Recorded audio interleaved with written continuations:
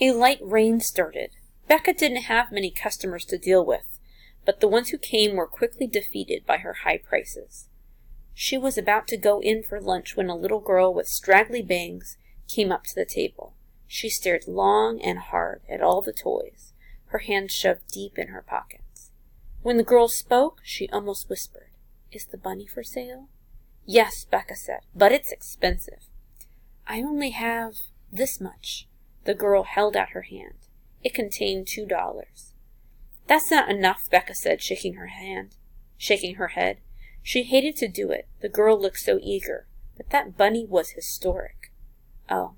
The girl looked down at her palm. "I don't have any more." Becca felt a twinge of guilt. "Well, sometimes we drop the prices at the end of the day," she said, her voice kinder. The little girl jumped on Becca's words. "Really? So I can wait?" "Well, I guess so, but I'm sure somebody will buy it. You should go home." "No, I can wait. My mom's right over there." The girl pointed to a woman who was chatting with a neighbor on the sidewalk. The girl spread her jacket on the ground and sat under the table. Becca sighed.